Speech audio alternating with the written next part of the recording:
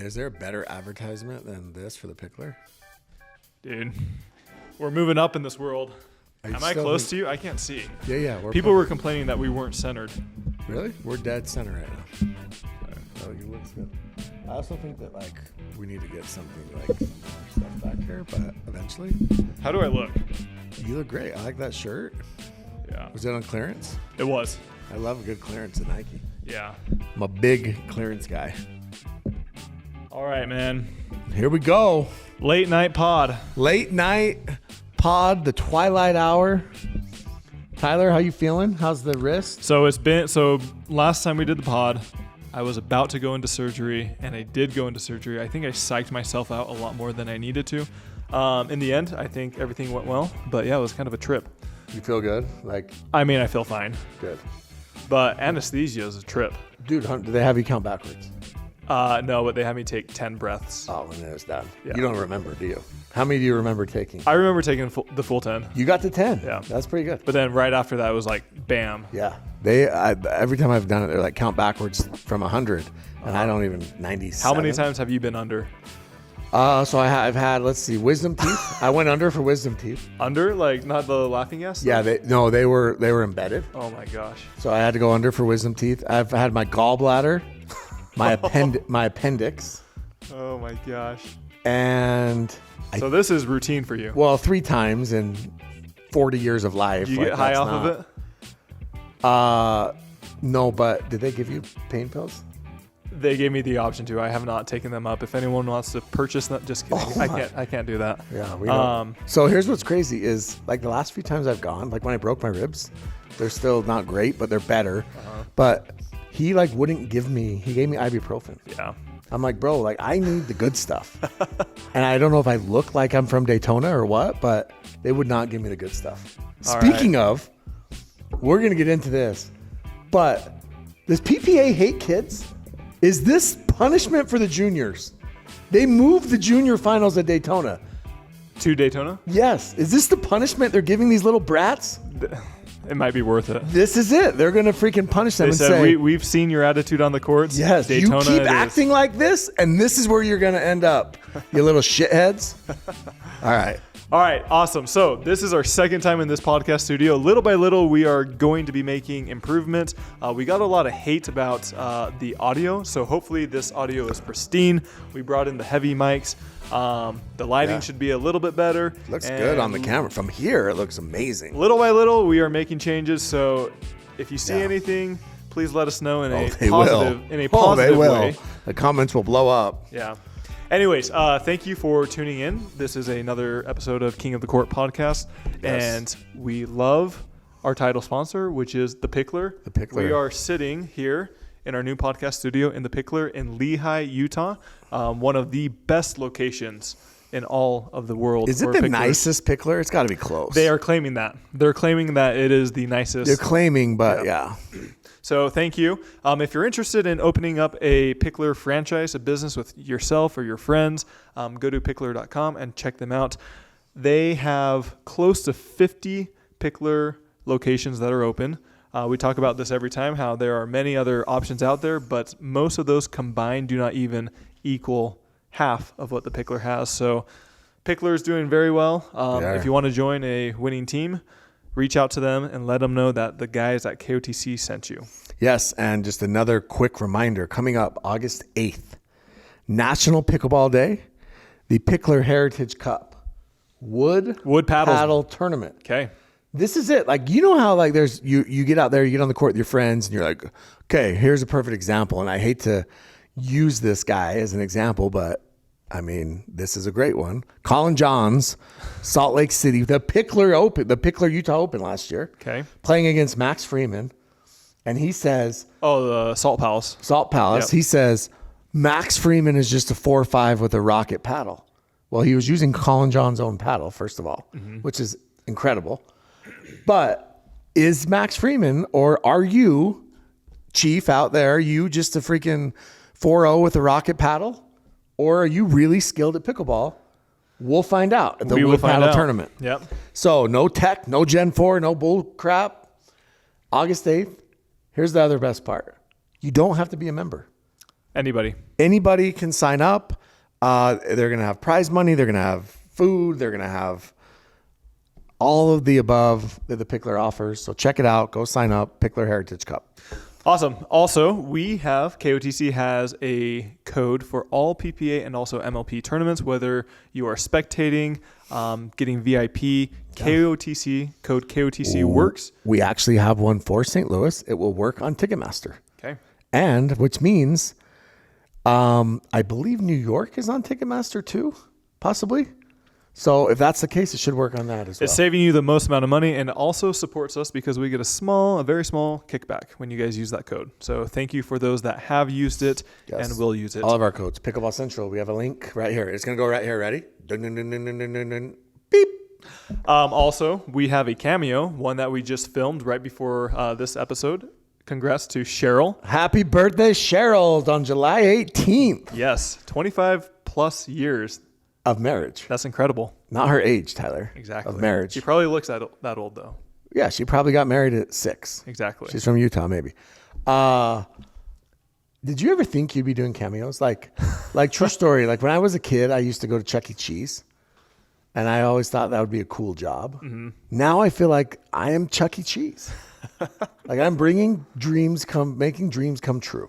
Okay. For middle-aged women. There you have it. So it's either Chuck E. Cheese or Chippendale Dancer, one or the other.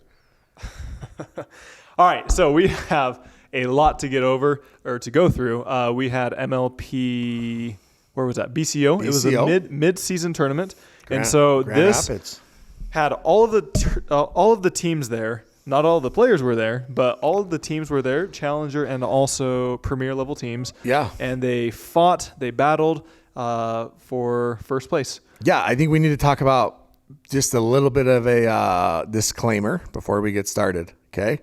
So, just off the top of my head, Jaume, Etta,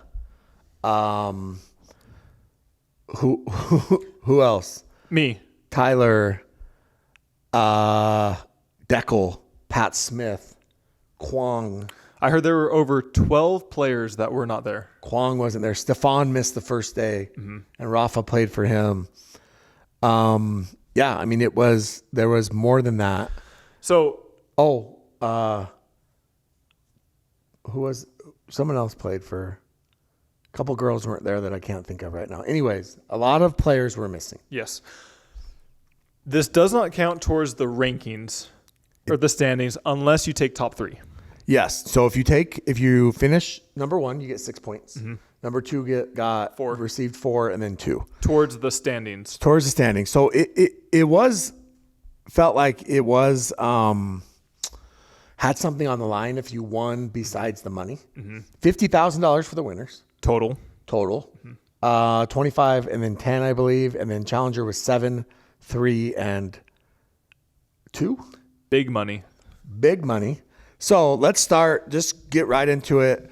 Very first day, there was 2 college teams. Yes. There was a college all-star team, and there was the Florida Atlantic University Pickleball Club, the FAU Owls. Mm-hmm. Do you remember the FAU basketball team? Dunk. I believe they went by Dunk City, something like that. I do not remember that team. Andy Enfield was their coach. He's got a gap in his teeth. I believe he's at USC now. Okay. And they made a deep, deep run in the NCAA tournament. Wait, that's Florida Gulf Coast. Yeah, I know FGCU. FGCU, yeah. Florida Atlantic. Let me think about the Owls. There's got to be some fun fact about the Owls. You're letting me down here. Anyways, Florida Atlantic played Nashville. They had tough draws. Okay. So I would say Challenger right now, I would say that it's very apparent, kind of like in Premier, that Nashville and Vegas have separated themselves. Okay. Now, I don't think that they've separated themselves by a lot. We've played Vegas. The Bears have played Vegas back-to-back times to a dream breaker, 22-20 and 21-18. So very close. Nashville and Vegas have gone back and forth, gone to dream breakers. We beat Nashville this year. Okay. Bay Area's beat Nashville. DC's, beat Vegas. So they have separated themselves, but I don't think that they're not like dominating. Does that make sense? It does. Now Vegas is doing well, don't get me wrong, but I wouldn't say it's dominating. So with that being said, first day, the poor college all-stars. They have to play the Las Vegas Night Owls. But we got to give the college And these all-stars. are all clinches. So you play the first team to get to 3. So even if it's 3-0, you stop. Dude, best part about this tournament. Yeah. Not playing a meaningless fourth game. Yeah. We need a different tiebreaker. Playing the meaningless fourth game is just, it's dumb. Yeah. I just don't think you can get up for it. The fact that like the game differential matters when you have to play a meaningless fourth game where one team's already lost and one team's already won is really difficult. Yeah. Right? Like, I don't know. I think that they need to come with another tiebreaker. So, but I do want to give a little bit of credit. So we had Ellie Douglas, Zoe Kahn, Liam Duffin from Utah. Yep. And AJ Kawaja. So, look, they ran into a buzzsaw. You run into the number one team. Their first round. First round. Night Owls beat them 3-0. And then the very next match, the California Black Bears take on the Bay Area Breakers. Now, we got absolutely bodied by Colin Johns and the Breakers in New York. Mm-hmm. Colin Johns was great. DJ went 9-1 in New York. Mm-hmm. But we've talked about this with these guys before. We've talked about the volatility, right? And the consistency. And Alex and Angie actually beat our women, which is very impressive. I thought they played amazing. Okay. But then Michael Lloyd and Juan Benitez beat DJ and Colin 11-1. And then DJ and Angie beat Lena and Juan 11-6. But then Lane and Michael beat Alex and Colin 11-4. Mm-hmm. So Colin was actually, he lost 11-1, and then he was down 10-0 in mixed. Mm-hmm. That's rough. Okay.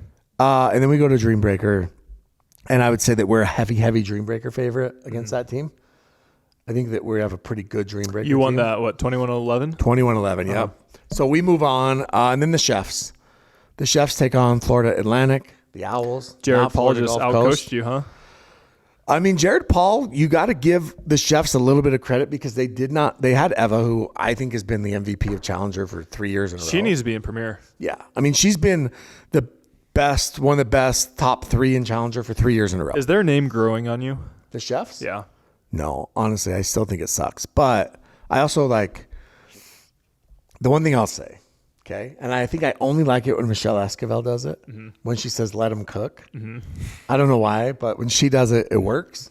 When everyone else does it, like when Marshall Brown, no offense, does it, it doesn't work. But when Michelle does it, it works. But the Chefs, they took on Florida Atlantic, Ava Cavatayo. I feel like I said that right. Okay. Bella Nelson, Zachary Card, and Zachary Marceau. They lost 1-0-6. College, listen, this is a good thing. You know how often, like when the other college team, they actually had a close second. They actually beat Florida's women, didn't they? Yeah, I think. Yeah. Yeah, we'll get to that. But you know how you hear every year, like when the Browns are in the middle of their 0-16 season, or the Lions, and Alabama's 12-0, and they're like, and you know, with 7 first-round picks, and people are like, oh, Alabama could beat the Browns. Mm-hmm. That's not true. First of all, the Browns, the worst team in the NFL, would beat the best team in college football 100-0. I just want you to know that. Like I'm throwing that out there right now. That's not even debatable. Okay. So don't try if you debate it. I feel like they might get 1 touchdown. I will lose all respect for your sports knowledge. 1 touchdown.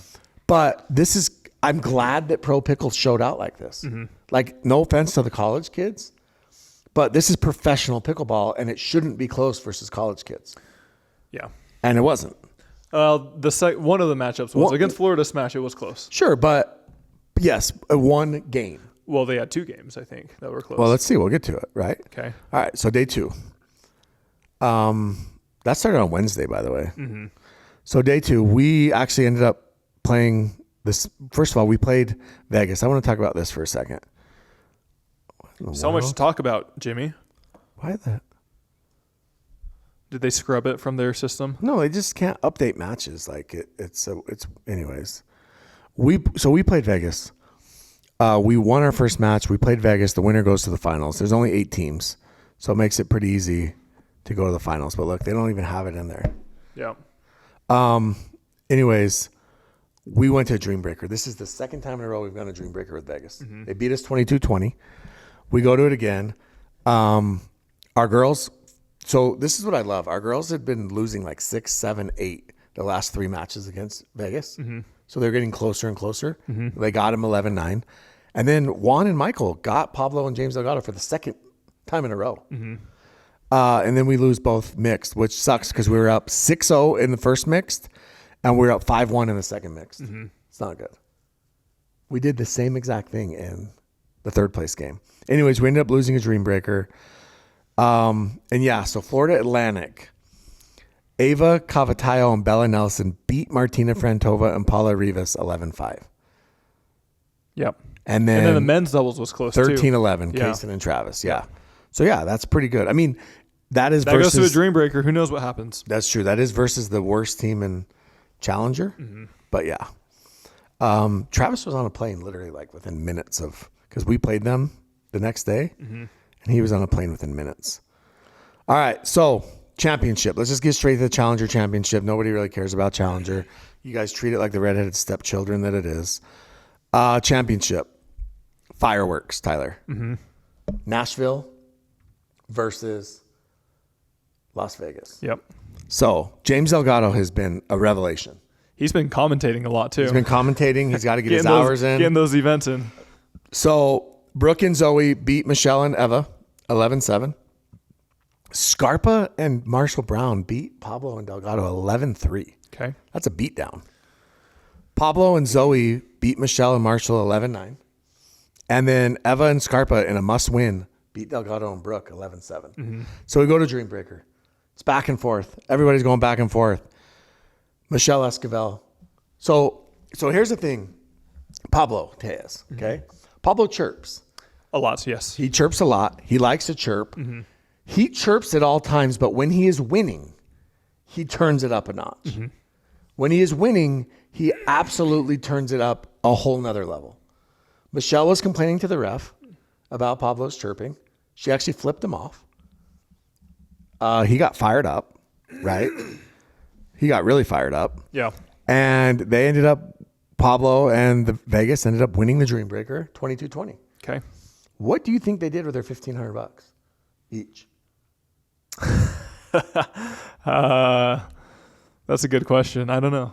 I know the ice cream that night. Yeah. That probably took a good portion of it. Yeah. Doesn't go as far as it used to. Yeah. I mean, that doesn't even pay their rent, probably. I know. does Inflation is high. It is. So, big win for Vegas. Real quick, Oh, what are your thoughts with that was a good catch. Michelle Yeah. flipping off Pablo? Yeah, look, she got fired up. I don't, obviously. Is that fine? Is that a finable offense? I'm sure she will get fined because, I mean, I don't know. Did Hayden get fined for flipping off? Did Christian get fined for flipping off Eric Onsens? I don't know. Look, Michelle's fiery.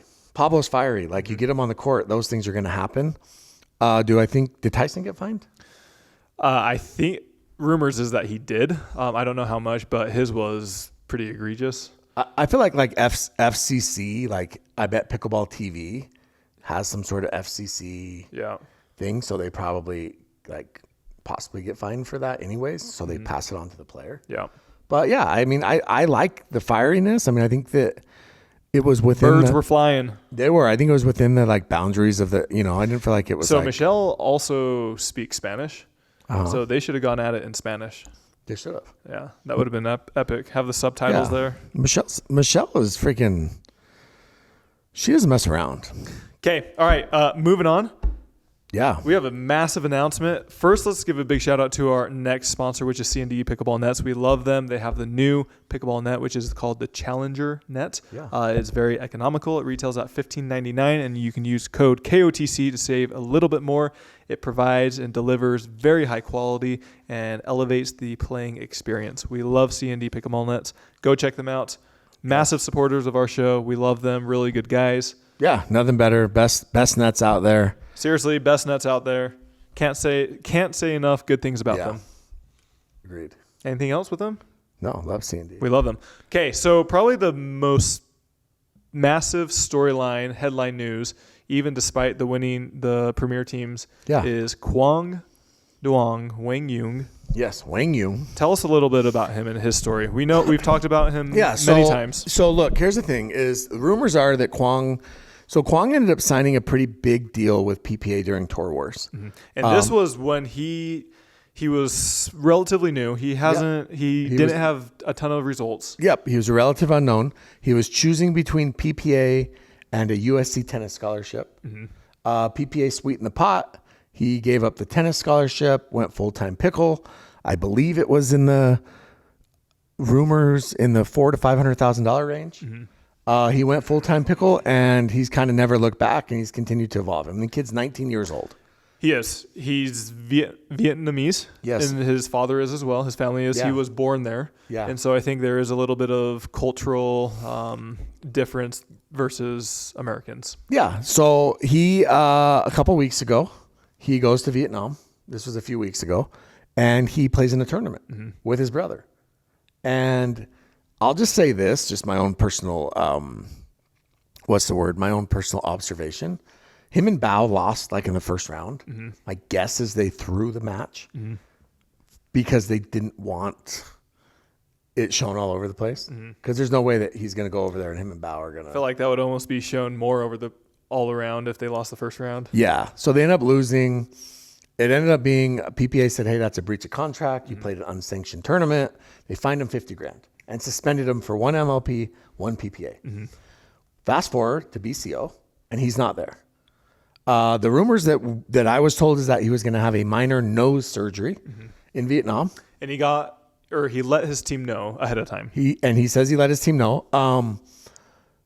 Is he getting a nose job? Deviated septum? What's he getting? I don't know. Have you ever had a deviated septum? I don't even know what that is. That's like where you can't breathe. I've never had it, but I heard they like pack gauze. Do I need a nose job right now? I hear it touches your brain. Anyways, so he went over there and he said he planned on staying there till the 15th for recovery. And so all of a sudden, 2 days ago, comes out that his contract with PPA has been terminated. Terminated. By PPA. PPA releases a statement. They say that basically he has filled them with untruths or misled them. He's played unsanctioned events. He's appeared in unsanctioned, what's the word? Meet and greets. Events, yeah. Yeah. And so Quang did say a small statement in one of the comments. He said that the team approved it. He said that this was just a meet and greet that he was doing over there while he was there. But he didn't play any tournaments or anything. And then he went on to say that the new contract talks were not going well. And he thinks that this was PPA's way of basically saying strong arming them. Peace out. So look, I've got a couple takes on this. I want to get your take on this. The real winner is memes. Memes crushed it, of course. So there's a lot of comments. I read a lot of comments, and a lot of people were like, basically, he's bigger than the PPA. He's a rock star in Asia. He's the Ben Johns of Asia, all these things. I'm not denying that. I'm sure he's great in Vietnam. But if he was a pickleball player that had never played on the PPA tour, and he was just playing pickleball in Vietnam, right? Would he be as big as he is right now? No. Would it even be close? No, of course not, right? Because there's no barometer or comparison that you could make if he hadn't been playing on the PPA. So there's nothing that you can compare that made him great. He's great because he's playing against the greatest. And that's what made him great, and that's what made him a rock star, right? So maybe his star is shining bright enough that he can withstand not having the PPA right now. Maybe he's made enough of a name for himself that he can go over to Asia without the PPA and continue to grow. But at some point, if there is not another tour, that stardom will fade fast. It will fade. And if there's not another tour, and if there's nothing for people to compare him to, right, then that star is going to fade. Right? Like you can beat up on whoever it is that you want, but at some point, people want to know if you're the best. And the reality of it is right now, he has nothing. Even if he goes to APP, I don't know if that's going to be enough. Now, I think that's probably the smart route, other than will he play APP for $150,000? And that's if he triple crowns every event. Yeah, for sure. Because of, the size of that contract. He just signed a deal with SIPC. This is the other question. So I don't know if SIPC is trying to get into the United States or if they're just signed him for his name in Asia. But he just signed that deal. He has a clothing deal. I heard a loose rumor A very loose rumor that Loose lips sink ships. exactly that those sponsors are not happy if this stays. No, I agree because I mean, so let's talk There about. would be a lot more repercussions. Well, let's talk about Sipic. Yeah. Okay, have you ever heard of them? Not until recently. Exactly. They're obviously trying to break into the market in the United States. I'm sure that people know about them in Asia already, right? Yeah. They don't need Quang for that. They need Quang for the crossover. Quang's appeal is the crossover appeal. Now, the question is who's driving the ship? Is it Duke Yep. or is it Quang? Because I can't imagine a 19-year-old kid, and I'm going to call him a kid, is making these types of decisions. He's not making these types of business decisions. And if he's making these business decisions himself, he clearly needs a little bit of guidance. And so either way, like it's a parental failure. Okay. Either you're guiding him incorrectly or you're not giving him the guidance he needs. Right? Okay. Second thing, PPA.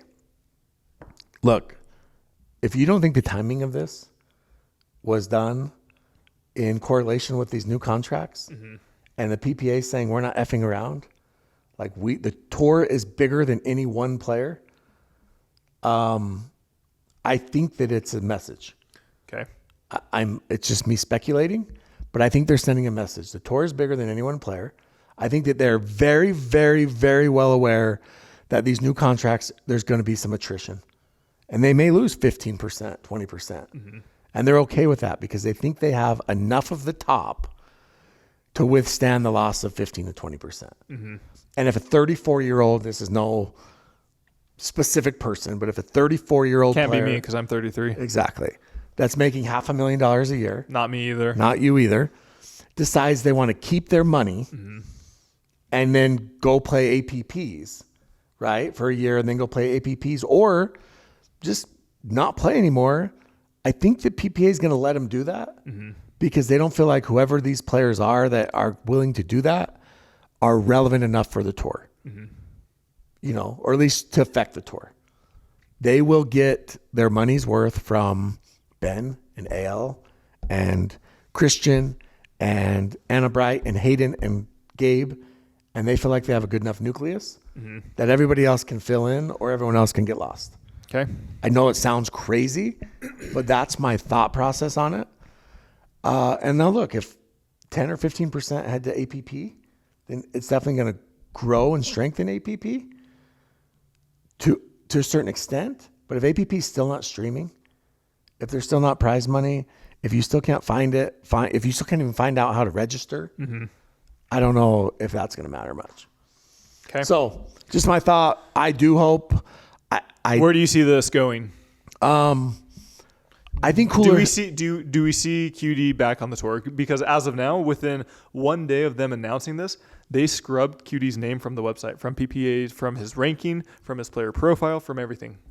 I do think that they could. Cooler heads could prevail. I think if he comes back, he's going to be on that same freaking. That guaranteed money is. So gone. you think it's gone? It's gone. It's gone. No matter what, it's gone. I don't think they're going to ever bring that back. Why would they at this point? And if he wants to come back, they have all the leverage.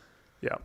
If he just wants to go to Asia and grow it, that's fine. But in my personal opinion, I think Asia is still 4, 5, 6 years away from being relevant. And I think that kills QD's relevancy right now. Okay. Like if he's going and winning, you know, on the India one, WPT that doesn't even exist or whatever it's called. There's all of those over there. Like everyone expects that. Does that make sense? Yeah. Like you would expect him to go and dominate on those tours. And like, here's a good example. Armand Bhatia, right? He was killing it in India. Nobody cared. He came over here, started making a little bit of noise, won a couple APP single titles. And now all of a sudden he's got relevancy, not vice versa. Right. Yep. So yeah, I think cooler heads will prevail, but I think he comes back on a very incentive based contract. That's my guess. Within 1 to 2 months, or is this? No, are we talking next year? I think we're talking next year. Okay. Also, I feel bad for the Mad Drops. Let's talk about the Mad Drops for a second. Okay. What'd they spend on QD? $200,000? I don't even know. I'm not sure. $200,000 to get him for 2 events. Like, poor Zubin. Do you think he apologized or apologized to his teammates? I don't know. This is why it's hard for these individual players that grew up playing individual sport like tennis to fall in line on a team sport. Yeah. They don't get it. Yeah. So yeah, I feel bad for him. I mean, the mad drops, like, dude, Catherine and Jade went undefeated this weekend, by the way. She was number 1 ranked women's player. Yeah, I mean, it put them in a really tricky situation. Yeah, and like they have their money on the line. Now imagine it's next year and it's incentive based.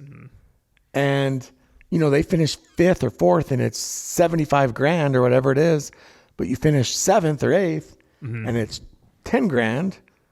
Like, and then you have a player that does this. I mean, you gotta be pissed, right? Yeah. Besides the fact that he also pieced out in the middle of, I know that like BCO doesn't count towards the standings and you got to find a time to get that stuff done, but there's still legit money on the line and LA was rolling. Yeah. Yeah. They were a top 5 team before. Yeah. And there's legit money on the line. Like, you know, they had a chance to go make, even if they finished 3rd, go make 10 grand. Yeah. So I think it's tough. I think it's a tough look. As a teammate, I would not be happy. I just got a notification that Klay Thompson confirms his relationship with Megan the Stallion. Oh, yeah. Yeah. Breaking news. Breaking news. You didn't know. I actually heard it yesterday, but yeah. Oh, man. She's not playing around. Is she the crazy one? I mean, which one's not crazy? I mean, didn't one of them like shoot a gun somewhere at a party? Haven't they all? Didn't Nicki Minaj shoot a gun too? I don't know. Maybe it's her that I'm thinking about. Yeah. Okay. Yeah. So I think there will be more information with this this topic in the next few weeks, I would imagine. But it sounds like the Duong, the Jung family is lawyering up. So could be interesting. Yeah. Okay, another headline you wanted to talk about. Colin and Rafa. Both of them played for challenger teams as subs and then also for premier teams. What are your thoughts on that? Yeah, so look, I understand that they're trying to make do, right? They're trying to do the best they can to make do in this situation. But, you know, when you have 12 players, peace out. For the record, I've always said this about MLP, about the rules. Yeah, I mean, the rules, dude, it's weird. It's weird that Rafa, it's weird that there was literally potential of a matchup. Stefan came back, so this didn't happen. But a matchup where the loser of Rafa versus Colin actually would have got to play Premier as opposed to Challenger. Yeah. The loser. And again, it's just such an odd thing to me. I know that they're trying to figure it out. This desk isn't like as wide as our old one. I know that they're trying to figure it out. I think it is as wide, not as deep. Oh, that's the word. You know all about deep, right? Whoa. By the way, Megan the Stallion was the one that she got shot by Tory Lanez. Okay. Anyways, I think in like the thigh too. Gotcha. Yeah. So it's just weird. It's a bad look. I think it's weird that Brooklyn was able to lay claim to AJ like before the event even started. Yeah, that's weird. Yeah. I'm not saying like, look, we all associate AJ with Brooklyn now and that's fine. It worked out, but the way that the rules worked didn't make any sense. Okay. Right? Like, why was Brooklyn? I just would like to know what the thought process is. Is it the lowest ranked team without a player there gets to claim first? Mm-hmm. Right? And because Brooklyn didn't have a sub on their bench. From what I've heard, next year, 2026, they will redo the rules again and kind of set everything in stone and clean a lot of this stuff up. Yeah, I mean, I think look, they're trying to learn. Okay, I think there's a lot of things that they're trying to figure out, but it's just weird that Colin's playing on 2 teams and Rafa's playing on 2 teams. Like, we got to fix that. Okay. And I know that one's Premier and one's Challenger, but again, we got to fix that. Okay. Let's highlight some of the matches that we liked from this last weekend. We already did Challenger, so let's get into Premier. What are your thoughts? So the Flash are undefeated, right? They were the heavy favorites. I think people were hoping the Shock could give them a little bit of a run. Are you surprised? No, not at all. I am. You are? Yeah. Why? I thought the Shock would beat them. I think people. Let me just give a little glaze here for a minute. I think people are underestimating how good Tyra is.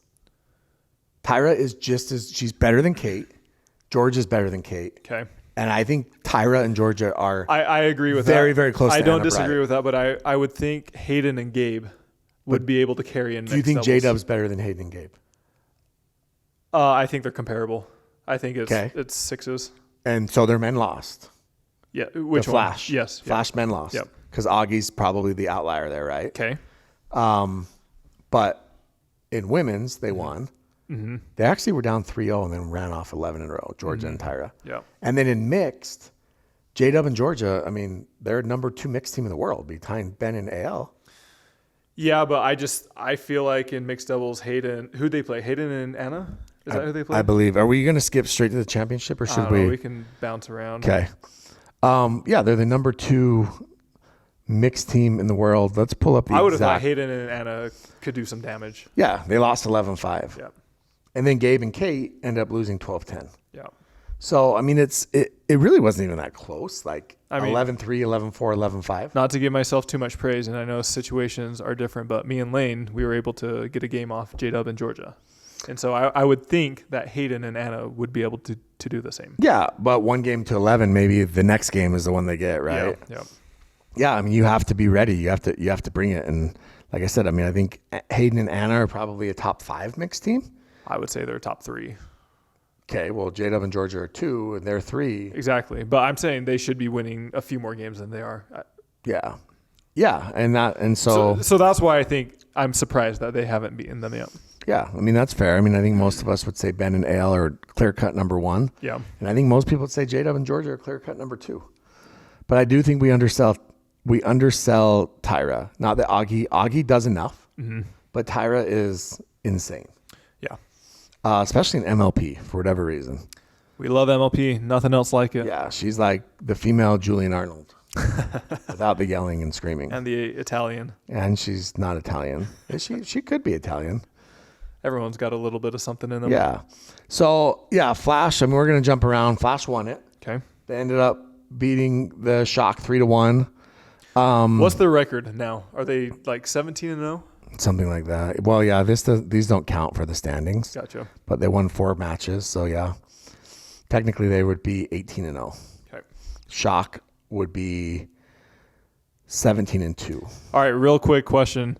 Yeah. Next year, when they have to drop somebody, will they still remain dominant? So here's the thing: is remember they repicked the Flash, right? Mm-hmm. They repicked up Augie. Yes. Yep. So Augie stays. I thought they still had to drop somebody. Well, Augie's on a 3-year deal now, brand new 3-year deal. They do. You can keep 2 players for 3 years, 1 player for 2 years. Mm-hmm. So Augie's a fresh deal. So what they'll do is they'll keep J-Dub and Georgia, right? Because they get them for 1 more year. Mm-hmm. And then they'll have to drop Tyra. And then bid. And then they'll just go buy her back. Wow. Yeah. Now, look, I'll tell you right now, if I'm Al Tylis, well, his team's pretty good. If I'm the Shock, if I'm the Fives would be a great example of this. Orlando, if Tyra comes available, I'm blowing out the budget to get her. If I could pair Tyra with Annalie, like I know Megan's great and Mari's great, but if you can compare her, if the Shock, even AB and Tyra is better than AB and Kate. Yeah. Not that Kate's not great, but yeah. You heard it here first. Jimmy's saying Kate is not great. Or Crazy. I mean, if you're Orlando, go get Lacey and Tyra is a huge upgrade over Lacey and Samantha Parker. Wow. And then you have Dylan and Fed, Lacey and Tyra. Okay. That's a top 3 team, I think, top 4 team. Okay. So I don't know. Or what about this? Just for fun. Utah. Okay, Utah would be great, but I don't know if Connor's going to pay that. If that's in the budget. What if Carolina goes and pays for Tyra to pair with Etta? I don't think they would. Now you have Ben, Tyra, and Etta. I don't think they're spending that money. I don't think so either, but I'm just saying that like those are the the problem is the teams that would actually go bid up for her. They're already up there. Yeah, and they already have good women. Like Brooklyn, who does Brooklyn drop? Jackie or Rachel for Tyra? I think Rachel. I mean, yeah, you could make that argument, right? Does Columbus drop Lea or Paris for Tyra? Yeah. I mean, I guess they could drop Lea because Tyra and Paris play together. Mm-hmm. But how much better does that make them based off of the amount of money they'd have to spend? Okay. Because I think Lea and CJ are a really good mixed team. Mm-hmm. So, yeah. I don't know. It's just interesting to see what happens. But a couple other matchups.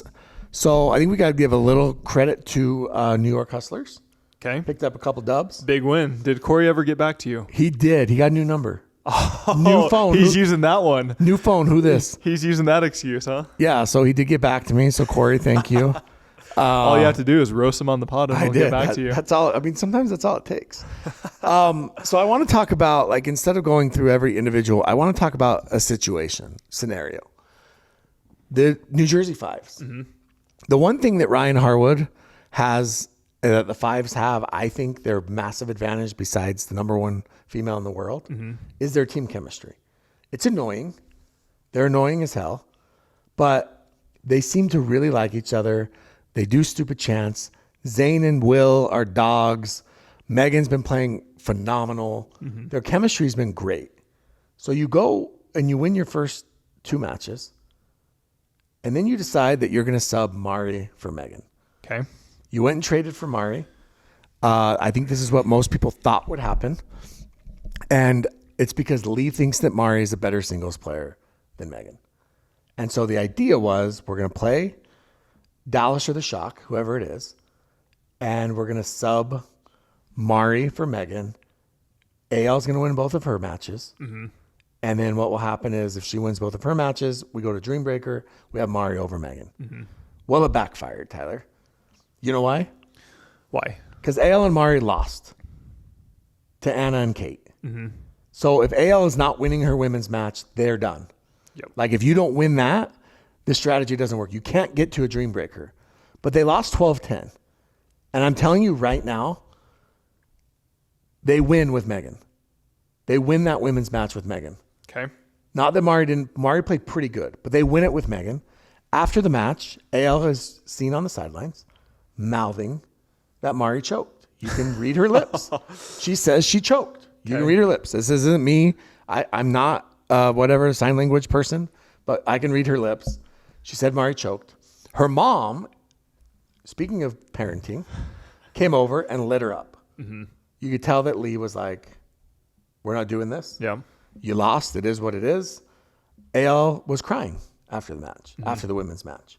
Upset, crying, mad, which I love. Like, not that she's crying. I don't ever want to see a little girl cry. But I love that she cares that much. Yeah. But I also think that they got in their own way and they overthought it. Tried to outsmart him. Yes, you're trying to outsmart them. You can't win a Dreambreaker unless you get there.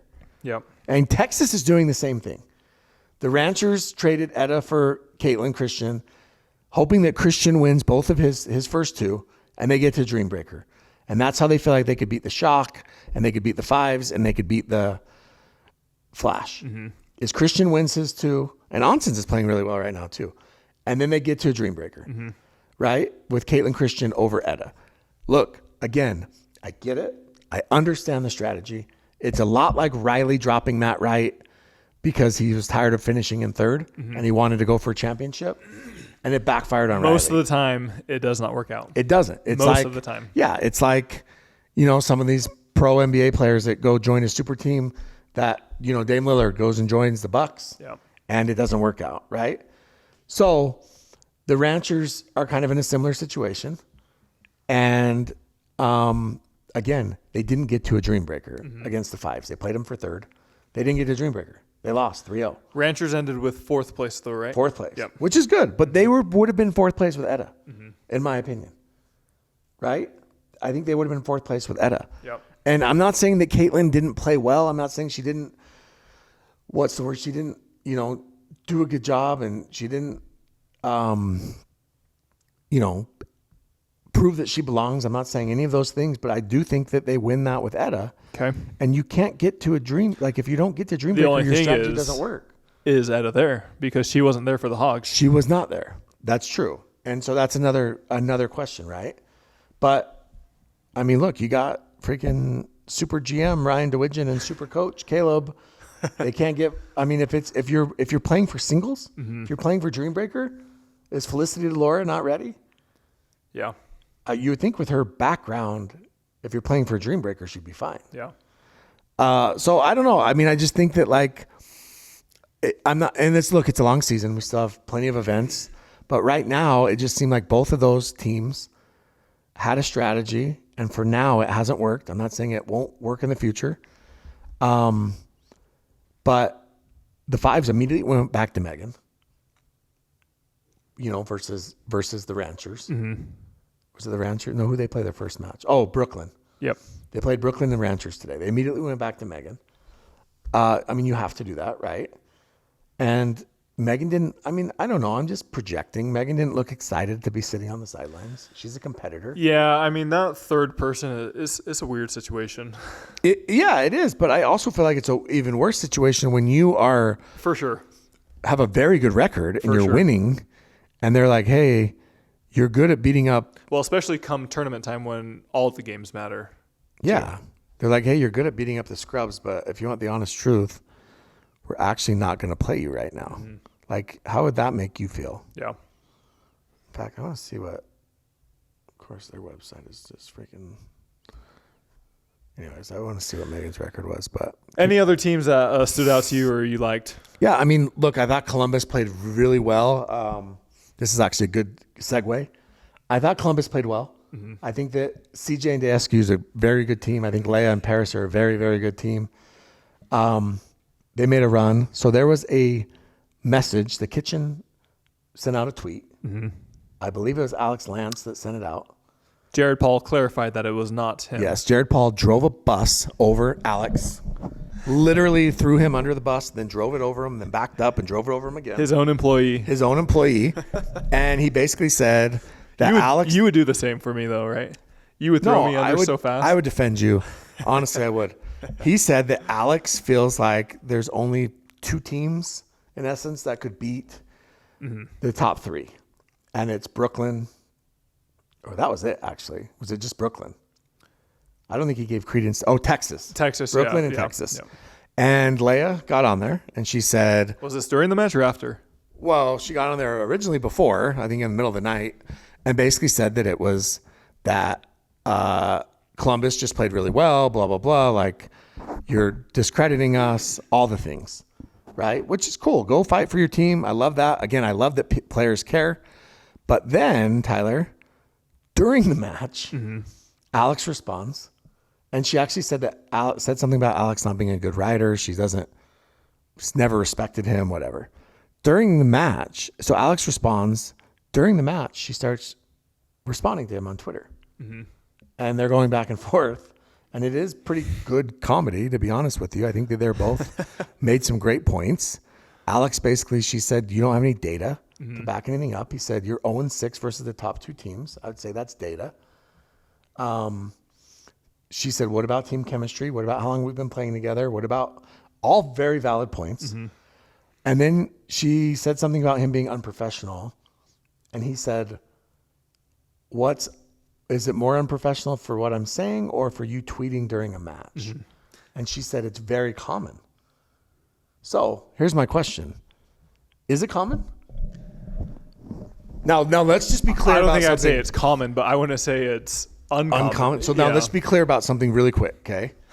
I just want to be very clear about this. She was not playing. Her team was playing. So I think that's the first thing. It wasn't like she was coming over during a timeout. Hey. Right? Maybe, just maybe, she has a ghostwriter. Do we know it was her for sure? Could it be somebody with her credentials? I mean, look, I'm going to say no. But PPA has a policy that says you cannot use your phone. Electronic devices. Devices. I used to play with the watch all the time. I get stupid notifications from the Discord every 2 seconds. So now Lea does have I think she has an exception to that rule because of her diabetes. Yeah. I don't know if that rule, if X, Twitter, whatever, is part of that. I don't know. Like I said, and I don't. And like, can we prove that it was right during the match? I don't know. I just thought it was funny, but I do know that, for example, the NFL came out and banned using Twitter 90 minutes before and during a game. Interesting. I did not know that. Yes. And they've actually fined players for doing it. Gotcha. NBA has the same What's rule. the reasoning for that? One is they feel like it could be like a competitive advantage for other teams. The other thing is But it's only 90 minutes before and during. and during the game. Gotcha. Yeah. The other thing is the NFL's official statement was something about focus and integrity during gameplay, which again, that makes sense. Like gambling is one of the big issues there, right? Yeah. You tweet something out. I know couple college football players have been suspended for tweeting. So there was a player, was it a Florida player that got pissed during a game and tweeted in the middle of the game? Nice. Going off about how his team sucks. Yeah. I think it was a basketball player. So there's things like that. The NBA has also banned it. But you can have your phone. You can? Yes. You just can't tweet or You just can't do social media. You just can't do social media. So anyways, I think that's interesting. I mean, obviously, I don't hate it. I mean, look, I don't think Samin can fine Lea for tweeting when he was caught on camera yawning in the middle of the championship match. Okay. Okay, maybe that's a little bit different. But Samin, my guy, you are the commissioner. The camera is always going to be on you. You got to be careful. You look very bored during that championship match. I know it's probably been a long week. I know you're probably meetings and talking to people and schmoozing. And it was the very end of a long week, but it was the championship match. It was what we've all been waiting for. Yeah. And they caught him slipping. Heard they caught him going to town before that. Allegedly, he was picking his nose and yawning. I don't know. I didn't see that first part. I did just see the yawn. Oh, man. Anyways, it's kind of wild. But, Alex Lance versus Lea. Interesting. I'm going to... They can argue whatever they want, but I'm actually going to agree with Lea that Columbus can be a contender. Yeah. I mean, there's a lot of these teams that are good on any given day. My team, Utah Black Diamonds, we beat the New Jersey Fives. We beat Columbus. Yeah. Those are two of the top 6 teams. Yeah. Were they both at full strength? Doesn't matter. A win's a win. Or did you beat Ross Whitaker? We did not play Ross Whitaker. Okay. Yeah, I agree. I mean, look, any given day, there's certain teams that can come up. There's not a ton of upsets, but there are. Yeah, I mean, Brooklyn and Columbus. I think it was 12-10 in women's and 14-12 in men's. Mm-hmm. I mean, that's razor thin margins for sure. I mean, that could easily go the other way. Yeah, exactly. So, all right, Tyler. Any other matchups that you liked? No, I mean, look, go watch it. Like, there's a lot of good games, a lot of good matchups. Everybody played well. Shout out to freaking Andrea Coop. She crushed it as usual. Everyone at BCO, crowds were phenomenal. Mm-hmm. It was loud. The only thing I do want to complain about one thing. Okay. Oh, Jack Stock and Jeannie Bouchard were two of the ones that weren't there either. Mm-hmm. They went and played tennis. Yes. Is that different? Is that different from QD going to have a meet and greet? The only thing I'd say is I'm sure they got written permission before that. So you don't think that QD had approval? Not from the league. Okay. I'm just curious. I don't think. I could be wrong. And then also, I'm assuming, given his circumstance, his situation, that they have other provisions. He's already on thin ice anyways. Yeah. Do you think that Jeannie was not going to attend anyways because Jessie was? I bet she would have been there if she had to. Yeah, but do you think they're going to start rotating them? Like where they're both not at the same event? I bet they'll still be there, but they might alternate who plays with who. They won't play with each other for the rest of the year. Yeah. Anyways. Hey, that team's all about exposure. Put them together on the same court. Yeah. That'll get more eyeballs than them not playing together. That's true, but this is my complaint, just real quick. I'm trying to watch championship court, okay? Besides Kate and AB screaming every point, doing their thing, which is fine. I've told you this before. I don't have an issue with it. It was wild that it was 10-10 and Kate turned to the net and literally screamed at the top of her lungs on a freaking missed dink. But do you, I will take that over someone who doesn't care.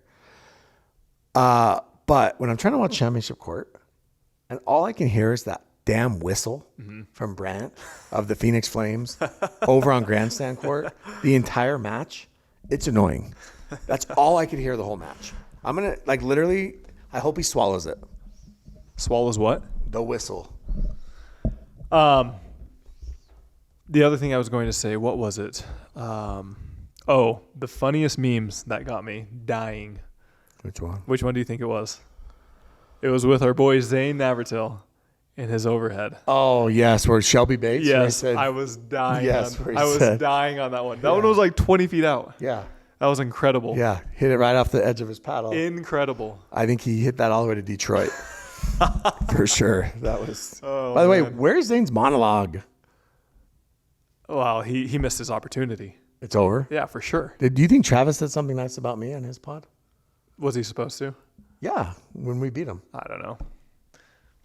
I better listen. Well, somebody listen and tell me. He owes me. But that was like 2 weeks ago. Yeah, he still owes me. Yeah. It doesn't go away. With Zane, it went away, and I told him that. I said it has to be on this next one, otherwise missed opportunity. Oh, okay. Well, I didn't know what your agreement was. Yeah. Also, I thought Ben played pretty good this week, all things considered. Also, Liz Trueluck played pretty well. Eric Roddy. Eric Roddy played good, but he left. How come he left? He had something else. He couldn't be there. He had some previous commitment. This is what I mean. I don't know where Roddy went, so I'm not like. But are you not a pro pickleball player? Well, he's a sub. No, he's on Atlanta's team. Oh, he is? Yeah, they traded Sam Querrey for Roddy. Gotcha. So he's on there. He is their alternate. Yeah, but Jaume was gone. Yeah. So they had no Roddy, no Jaume. Gotcha. And so Colin slid in. I know. It's crazy. Okay. Anything else? No. I mean, St. Louis is coming up. We got St. Louis this next week. Are you going to be there? Yeah, I leave Wednesday. I'll be there Wednesday around 6-ish or so. So come pick me up from the What airport. will the final record be for Bears? In St. Louis? Yes. I think, dude, I'm telling you right now, like we're on the cusp of going 5-0 in an event. 4-1. But I think 4-1 is 4-1 is very gettable. 3-2 is average. 3-2 is what I expect at this point. 3-2. 2-3 would be bad. 2-3 would be bad. 1-4 would be awful. 1-4 would be a disaster. That's when you take the bus back home. I agree. But let me tell you this. We did tell our team, I'll just be very honest with you, that everyone makes the playoffs. Yeah. And so we're trying to improve, and I think we are. We're getting better and better. And we literally, like St. Louis and Salt Lake are the times to try things. Do we switch up our mixed? Do we switch up our orders? Do we switch up who plays left and who plays right? These are the times to try things so that we are at the top of our game in San Diego. All right, we got to give a big shout out to our next sponsor, which is Vulcan Pickleball. We do not yet have one of the Vulcan balls here, but the motto, the slogan for Vulcan is the V Pro Flight, the official ball of pickleball. Yeah, so we're running a special over the weekend, and I saw one of the Facebook ads, and a guy was like, the official ball of pickleball. He's like, official ball, what? And they're like, pickleball. And he's like, clever. Like, he said it in a smart ass way, but he knew they got him. So got him. Yeah, V Pro Flight. Look, it is a great ball. It is available. It is the official ball of Duper, of MLP, of Minor League, of Road to the Minors, listen, you want to play the ball the pros are playing with, it's the freaking Vulcan V Pro Flight. It was used this weekend, I believe, in Bear City. Yeah, great, visible, high res.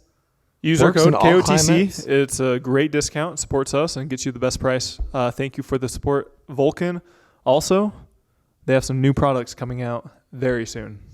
Yeah, get ready, boys and girls. Because I have not been as excited as I am about pickleball, I think, in my entire career.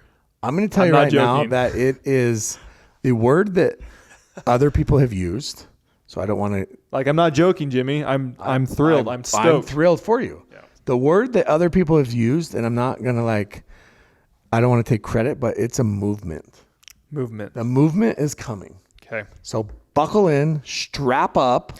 Except for if I start getting worse results, I'm going to blame something. Well, yeah, but you can blame your hand. No. So, all right. Okay. Also, Holey Performance, which we do not have their product right here, but we will have their product. They make the best electrolytes product out there. We, KOTC, have an exclusive, a limited edition flavor with them called White Gummy. What does White Gummy taste like, Jimmy? White Gummy tastes like a white gummy bear, Tyler. So over the weekend, I was in Las Vegas, Nevada. It was 114 degrees. Okay. Any fires that you had to put out? I did not put out any fires this time, other than my freaking gambling. That was freaking fire all weekend. But let me just tell you this. Bro, it's not as fire as Pangu. Pangu's up over 500% the past 90 days. 90 days. 500%. Why don't you sell? Never. Diamond hands, baby. Yeah, diamond hands. They have no value to you until you sell it. They have a lot of value. There's no value till you sell it. I'm not joking. Over 500%. That's amazing. But unless you sell it, it becomes Doge. Bro, it's going to be over 1,000% soon. Holey Performance, 114 degrees, Tyler. Mm-hmm. Kept me hydrated on that white gummy. Kept me hydrated all weekend long. Let me tell you, I also bought an energy drink over the weekend because the white gummy, it's an in-game. Mm-hmm. I didn't have any pregame. So Jordan, if you want to send me some pregame, my guy.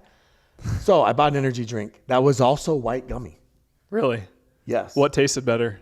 Ours tasted better by 100%. White gummy versus white gummy. Yes, 100% ours was better. It wasn't even close. I had them side by side, and all I thought was, dude, we crushed this. Yeah. And this massive, huge brand that may or may not have an MMA fighter who's been arrested for sexual assault as its headliner, did not. Okay. So thank you for the support, Holey Performance. Go get yours at holeyperformance.com and use code KOTC. It supports us and gets you the best products out there. And especially as these temperatures are rising and are hot, you need all these nutrients in your body. Yes. Okay, Jimmy. Tyler. Real quick, we have St. Louis coming up. We are not going to preview that. Challenger will be there, and then also Premier Teams will be there. So I got a question. Is Fed well liked among the other players? Why does he come off as such a whiner? Seems like there's always something he's unhappy about. That's a great question. You probably know Fed better than I do. I know Fed. I would say we're friendly. I don't know him all that well. He kind of seems to stay with his group of guys, the Florida people, quite a bit. Yeah, so Fed's very tight. He's very tight-knit. You get in, his circle is very close. I think Fed is very passionate. I would say that within his circle, he is beloved by everybody. But outside of his circle, I have heard people talk about him complaining about refs. I would say he does have that reputation of... Yeah. Has a little bit of reputation. He's a little bit of a chirper. He complains. So, yeah, I would say that, it's kind of like one of those things where, like, your friends, like, you want him on your team, but you don't want to play against them. Yeah. I'd say that's probably a good example. Fed and I mean, full disclosure, like, we are friends. I like Fed a lot. But I see it, right? I mean, nobody calls Don Stanley faster. Mm-hmm. So I got to keep it 100 with everybody. He's got him on speed dial. Yeah, but Fed's got Don on speed dial for sure. For sure. So he just does the point. Yeah, he doesn't even say anything. Actually, when Fed's playing, Don starts slowly walking towards the court because he knows it's coming. Oh, man. He walks slowly anyways, but... It's good. It's classic. He says, go get Don. Go get Don every time. Every time. All right. And it could be something stupid. Like, literally, it could be the dumbest thing. There could be like a string hanging from the net, and the ref's like, I'll just tuck it. Nope, go get Don. All right. We kind of already answered this. They said, what was the prize money breakdown for first, second, and third? We already answered that. Somebody said, what does QD mean for the mad drops? We also discussed that. Yeah. All right. This is from a player on the Bears, Jimmy. Oh. Should the refs face repercussions if they mess up? I know what player that's from. Look, I think that the refs should get, I don't know the process. We could ask Don or Courtney. But I'm sure that they Fed get Don. Yeah, Fed, call Don for me. I'm sure that they have performance reviews. If they don't, they should. Mm-hmm. I think that their matches should be recorded. And they should keep statistics on, calls that they're correct and incorrect on, right? There's been a couple times recently. There was one at BCO where there was a challenge and the ref came back from the challenge and basically said that the ball was in and the ball was actually out. We had one in New York where we actually played an entire point and then had to go retroactive.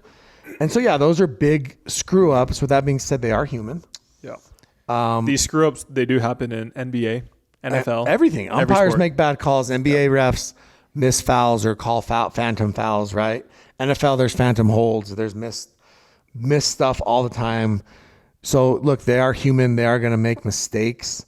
But yes, I think that over the course of a season, they should have performance reviews just like anybody else, right? Agreed. And I'm sure they do. I can't imagine that they don't. How aggressive do you think APP gets on signing pros once current UPA contracts are up? So I think that they're going to pick up some of the scraps. Here's the problem. If the prize pool stays the same, okay, the 1.5 million for APP, one, who's going to How much Genie gets? Yeah, exactly. One, who's going to want to go play for that little when you're used to playing for significantly more. Mm-hmm. Number two, because even like say Deckel, right? This is just an example. I'm not saying anyone. I'm just saying Deckel. Deckel has $700,000 deal or whatever it is, something outrageous. He decides to stick with his current deal. He's not going to resign. He doesn't want to split that deal over 3 years. He doesn't want to play for prize money. So he takes his money, goes to APP. Mm-hmm. Now Deckel is playing he keeps his $700K, which is great. He's 32, 33 years old. Mm-hmm. Now for the next 3 or 4 years, Deckel triple crowns, which he's not even playing singles anymore. He triple crowns and he's making $120,000. Yeah. Does that move the needle, especially when 50 of it's spent on travel? Yeah. So I don't know, but I do think they will pick up some of the. But I don't think APP signs players right now, right? I don't think they have exclusivity. No. Yeah. They don't sign so exclusivity. unless which they could, unless they change their structure. Yeah. I don't really see them doing that. And which they could. And if the player pool gets large enough, they might. Exactly. And maybe they could bring in a bigger sponsor, right? So they could, but as of right now, I don't see that. But will the APP players be happy if all these PPA cast-offs show up? Because now it gets harder for them, and they start making less. But money. if they get more money from sponsors, then maybe. But if you're a player who's been loyal to APP for 3, 4, 5 years, Jilly B's a great example. She did it out of necessity, not out of choice. But if you're loyal to APP, if you're, there's a lot. Jack Foster, Jack Monroe. Mm-hmm. And now all of a sudden, you're getting pushed by all these PPA guys and you're making less money or your opportunities to make money are fewer. Yeah. Are they going to be upset? So does Ken Herman say, nah, we're good and stick with what he has? Yep. Which duo had the worst choke during Beer City? Brooklyn, Fives, or somebody else? So I would say that. So Brooklyn was their men. They lost 14-12 and they lost 12-10 against the Fives. Who was up? Oh, it was Texas was up 10-8, 10-6, right? I can't remember.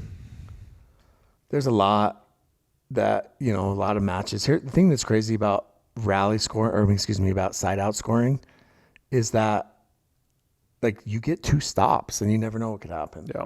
Where rally scoring, it's tough. Like you see people, like if you look at a dream breaker, right? We were down 21-12 in a dream breaker, or 20-12 in a dream breaker against Vegas, and we got all the way back to 20-18 because they were frozen and we were on rally.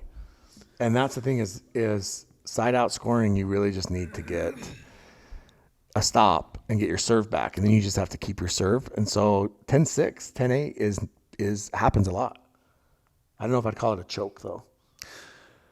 Are amateurs overreacting to Duper's recent algorithm update? Yes, they are. Because this is what Duper should have been all along. If you were a 5-0 and you were playing against a 3-5 and it goes 11-9, you should lose points. Your Duper should go down. Now look. Yes, but the argument is a win is win. It is. But the reality of the situation is that if you were truly a 5-0 and they were truly a 3-5, you should beat them more than 11-9.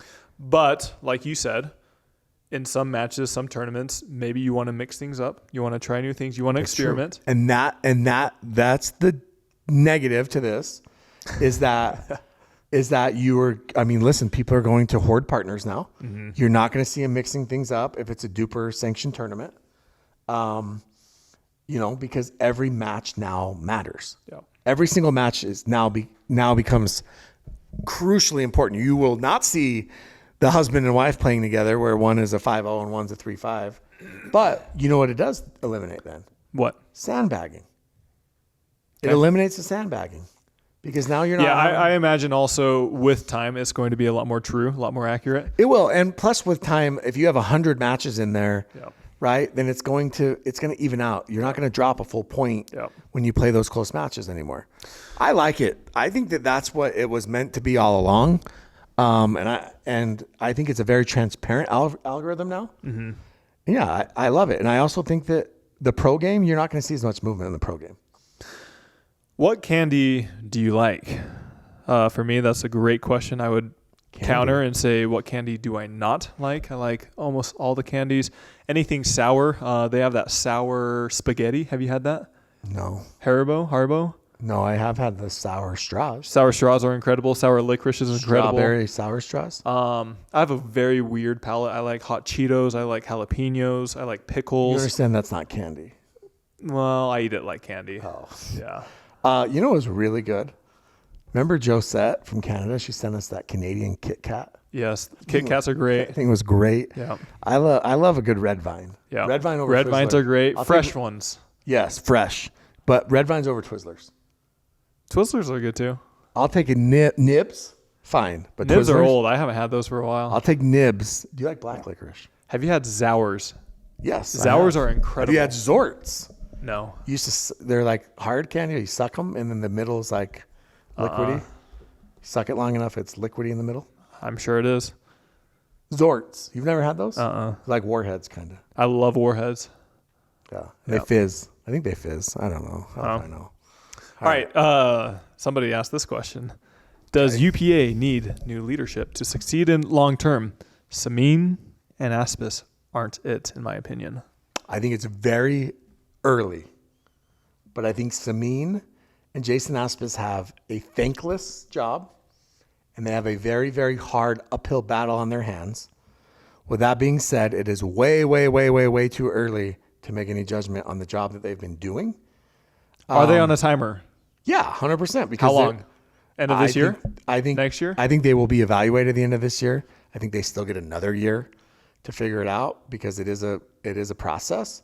But I do think, just my own personal opinion, that people have millions of dollars invested into this, and so they will get impatient and they do want to see progress. And so you got to see wins, right? There's got to be wins that show up. Like Samin's got to show a win. You know, I'm not saying he hasn't shown any wins. I can't think of any off the top of my head, but there's got to be wins. And once you start seeing wins, then those can pile up. Can anyone beat the Flash? I think so, yeah. Yeah, I think the Shot can. I think the Fives can.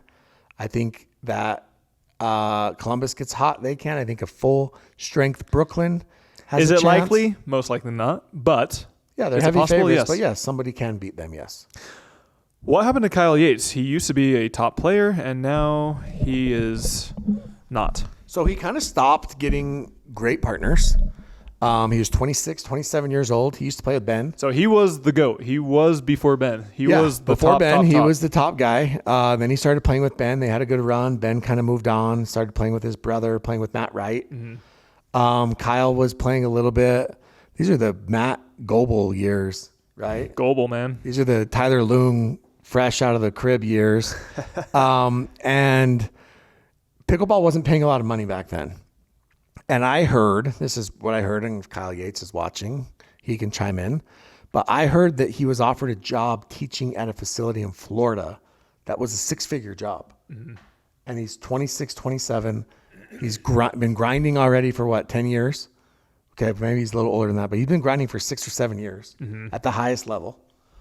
And pickleball wasn't making a ton of money at the time, so he took the job. Mm-hmm. And he started teaching pickleball. Well, then when the contracts came out, he did sign a deal with PPA.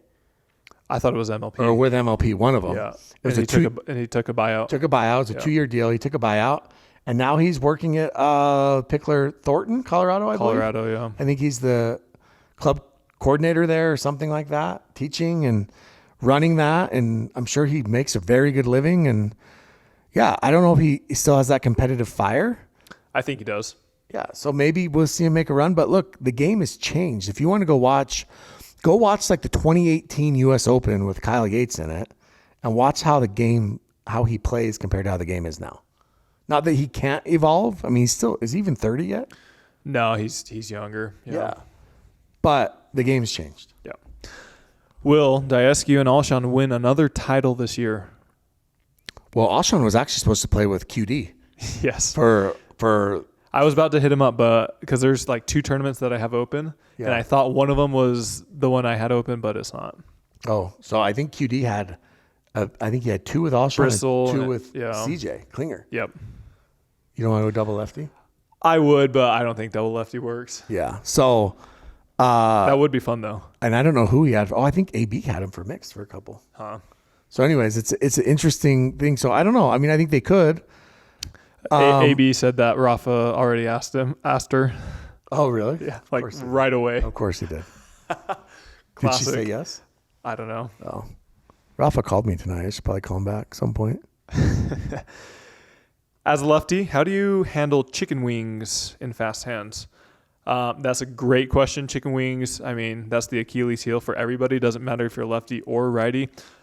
Get comfortable doing your backhand or also fading. Slide, right? You want to slide, yeah. Sliding is really, really important. Sliding is huge. But have somebody just drill balls right at you. Just get comfortable with it, or taking one step to the slide. Right. You can work on that scorpion. Yep. Get low on that scorpion. Getting low, yep. Paddle up. But slide. If you watch the best players, they slide very quickly. They read it off the paddle and they slide. What was ALW yelling at her mom about? She was mad about Mari, and then Mari choked, and then her mom got mad at her for not being a good teammate, and they had a very good heart-to-heart. Last question. Are we ever going to see pickleball players go to tennis instead of tennis to pickleball? I think that... No, because pickleball is better. Yes, 100% it's better, but I also think that the barrier of entry into tennis is much, much more difficult than pickleball. We kind of saw that with Donald Young. He went back to tennis and he won a gold or first place at U.S. Open in doubles. Yeah. Yeah, the barrier of entry just is kidding. just... I'm being facetious. It's facetious. But the barrier entry is tougher in tennis. Yeah. Like it's a lot harder. There's, to be elite. I've said this all along, but I'm still shocked that we've seen these elite world-class tennis players come into the sport and they have not dominated at all. And some of them look like ass. Yes. Like some of them look bad. John Isner looked bad. Yeah. Now look, he's 6'10", trying to play pickleball. I mean, I'm talking about the current players that we have right now. You would have thought that they'd be top 15, What's top crazy 20. to me is seeing some of these top athletes in general, like a Terrell Owens, like even some of these pro baseball players, Brad Penny, who actually is decent, but they're not great. Yeah. And they don't even really look that coordinated. Now it's like everything, you have to work at it. But yeah, this is it, dude. You can't step on the court and automatically become good. Yeah. So, anything else, Jimmy? What do we got going on this week? So you're heading off to St. Louis on Wednesday. Yeah. So Chaffetz Arena, St. Louis. I'm interested to see how that goes. Yeah. Because it is indoor. It's in a basketball arena. They have 2 courts, right? 2 courts. Or do they have more than that? They're going to do 2 courts, and I heard that practice courts might be off-site. Interesting. But I also heard the courts are back-to-back because it's a basketball arena. So I'm curious how the noise and sound and things are going to work when they're playing music on one court going crazy. Will the Chaffetz look even richer in the arena? Yeah, I mean, it's Chaffetz Arena. Like, they're literally saying, hey, look what we built for... Do you think he'll have a plaque saying Chaffetz Arena? Yeah, 100%. The St. Louis Billikens. Yeah. Rick Majerus, rest in peace. Yeah. Anything else? Who's the best St. Louis Billiken of all time? I don't even know what that means. The Billikens? Yeah. It's their team mascot. It's like a devil-looking dude. I don't even know what it is. Huh. St. Louis University, yeah. All right. Hopefully, if you made it this far, please do us a big favor. Hit that like and subscribe button. It helps this channel grow and helps us provide food for our family. Yeah. Exactly. All right. All right. We'll see you guys next time.